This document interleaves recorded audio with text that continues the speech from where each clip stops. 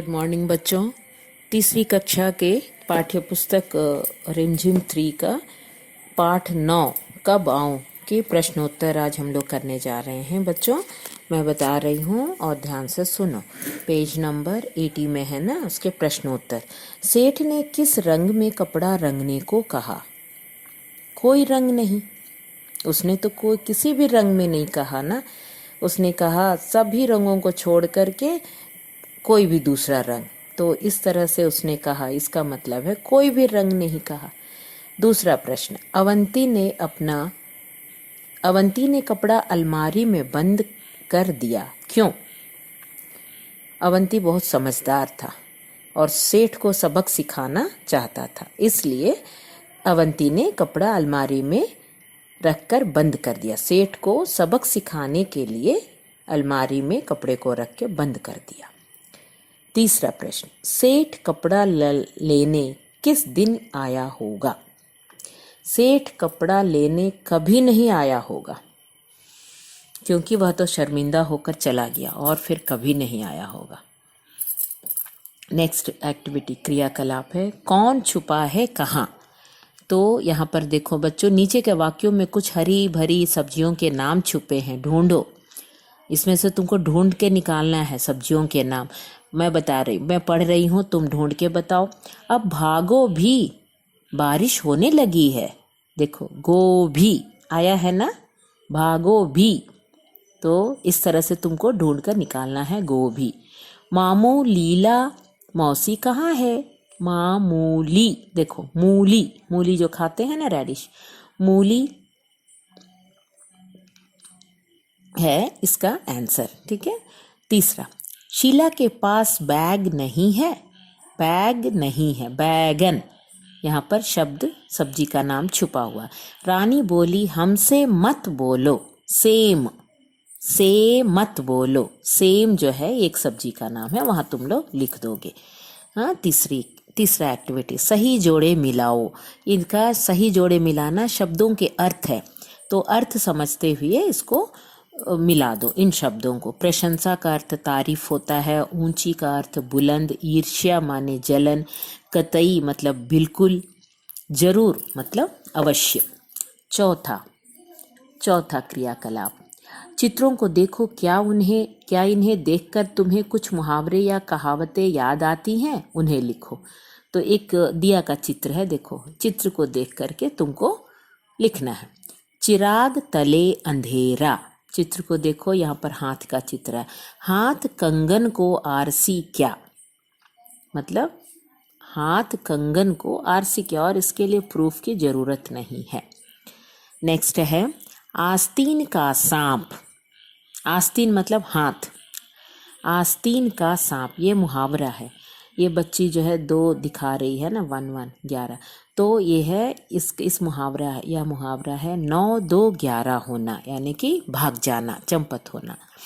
Next है कहो कहानी। विद्यालय कुछ शब्द दिए गए हैं, इन शब्दों को यूज करते हुए तुमको एक कहानी लिखनी है, ये तुम स्वयं सोच के लिखो बच्चों। नेक्स्ट है उछालो, इसे भी तुम स्वयं कर सकते हो। एक रुमाल या कोई छोटा सा कपड़ा उछाल कर देखो और उसका रुमाल सबसे ऊंचा, किसका रुमाल सबसे ऊंचा उछलता है, ये पता लगाओ, ठीक है। तो ये भी तुम अपने से कर सकते हो ये क्रियाकलाप।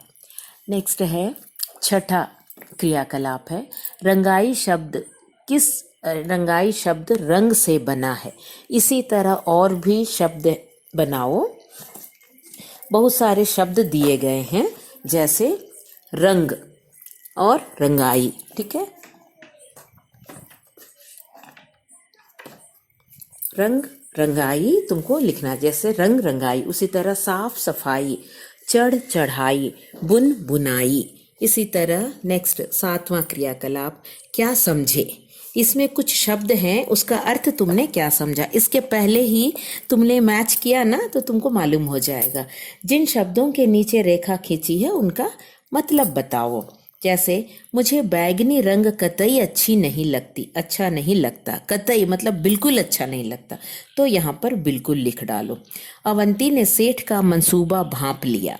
मंसूबा का अर्थ होता है इरादा, उसका मन की इच्छा क्या है, उसको जानना, उसको कहते हैं इरादा। मैं तुम्हारा हुनर देखना चाहता हूँ। हुनर का अर्थ होता है गुण, खूबी। उसमें कौन सा गुण छुपा है, कौन सा खूबी है, उसका अर्थ होता है हुनर का अर्थ गुण, खूबी। सेठ बुलंद आवाज में बोला। बुलंद मतलब बुलंद आवाज में, आवाज का अर्थ होता है स्वर। यहाँ पर अंडरलाइन किया हुआ है, उन्हीं शब्दों का अर्थ यहाँ पर लिखना है। तुमने क्या समझा है उसको। सेठ को ईर्ष्या होने लगी। ईर्ष्या का अर्थ होता है जलन। रंग में मेरी कोई खास पसंद तो है नहीं, मतलब खास पसंद मतलब विशेष। हाँ, विशेष। खास का अर्थ होता है विशेष। हाँ, अगला है कैसा लगा आफंती। इसके पहले हम लोगों ने पढ़ा ना, इस पाठ के पहले आफंती और पहलवान के बारे में। तो यहाँ पर आफंती के बारे में एक सृजनात्मक लेखन कुछ लिखो, 4-5 वाक्यों में लिखोगे। आफंती के बारे में कुछ वाक्य लिखो। तुम उसके कपड़ों, शक्ल, सूरत, पालतू पशु, बुद्धि आदि के बारे में बता सकते हो, कुछ भी लिख सकते हो। तो ऐसा लिखो, आफंती बहुत बुद्धिमान था, उसकी शक्ल सूरत अच्छी थी, वह सिर पर टोपी पहने रहता था, उसके गालों पर बड़ी बड़ी दाढ़ियाँ थी, वह दुबला पतला था, वह अपनी बुद्धि से पहलवान को हराया था।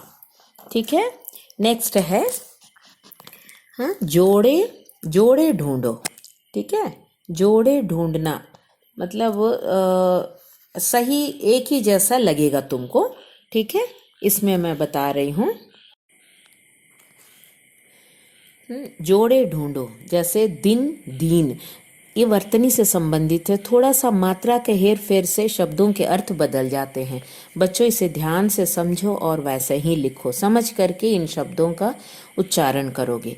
दिन, दीन, दिन का अर्थ दिन होता है, दीन मने गरीब। मेला, मैला। ठीक है, ऊपर दिए गए शब्दों के जोड़ों में केवल एक मात्रा बदली गई है। किसी भी मात्रा को बदलने से अर्थ भी बदल जाता है।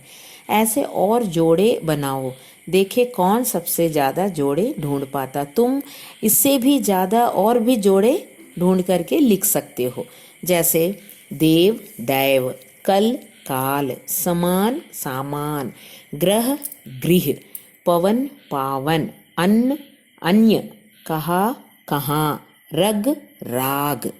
तो इस तरह से थोड़ा थोड़ा सा, छोटा सा, सिर्फ मात्रा का हेर फेर है, मगर शब्दों का अर्थ उसी में बदल जाता है। उससे आगे देखो, कुछ और कलाकारी है। कुछ कलाकारी, कबाऊ वाले किस्से को चित्र कथा के रूप में दिखाओ। तुम इसको चित्र के रूप में इस कथा को समझा सकते हो, इसे स्वयं करो। ठीक है, तुम्हारी अपनी मर्जी से चित्र बना करके नोटबुक में सिर्फ चित्रों के सहारे ऐसा बनाओ कि समझ में आ जाए, पूरी कहानी समझ में आ जाए। ओके, नेक्स्ट 10वां क्रियाकलाप, क्या है फालतू। फालतू का अर्थ होता है बहुत बेकार, कुछ भी, मतलब बेमतलब का, कोई भी उसका माने नहीं। तो यह है क्रियाकलाप। देखो कैसे मैं समझा रही हूँ। कभी कभी हम अपनी बात करते हुए ऐसे शब्द भी बोल देते हैं जिनकी कोई ज़रूरत नहीं होती।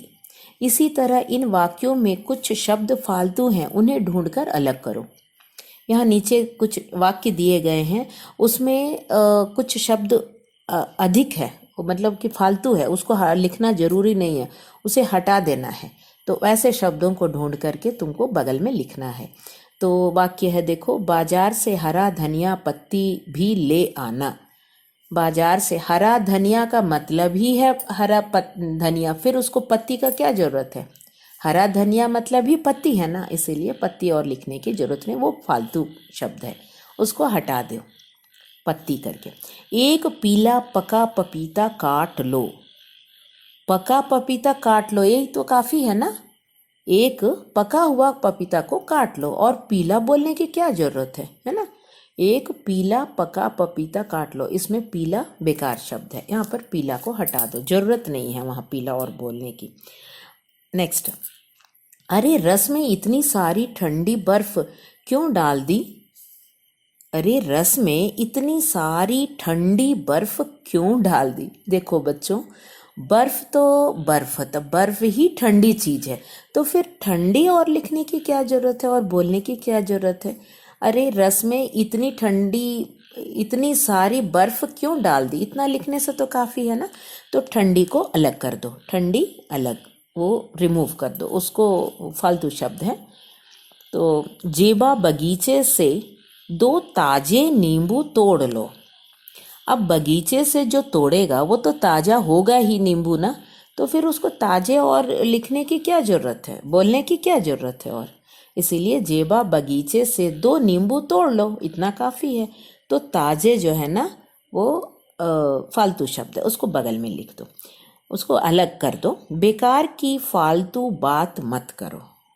और बेकार की मतलब ही बेकार है, तो फिर फालतू और जोड़ने की क्या ज़रूरत है ना। बेकार का अर्थ होता है फालतू, दोनों शब्द जोड़ने की ज़रूरत ही नहीं है। तो क्या होगा ये वाक्य, सही वाक्य, बेकार की बात मत करो। ये जो फालतू शब्द है ना उसको अलग कर दो, ठीक है। तो बच्चों यहाँ तक क्रियाकलाप, ये सारे टेक्स्ट बुक के जितने भी हैं ना, ये पाठ 9 के, ये सारे मैंने बता दिया। इसको समझ करके, पढ़ करके तुम अपनी नोटबुक में, टेक्स्ट बुक में ही पहले लिख लो, है ना। टेक्स्ट बुक में पूरा फिल कर लो, उसके बाद में तुम नोटबुक में लिख सकते हो।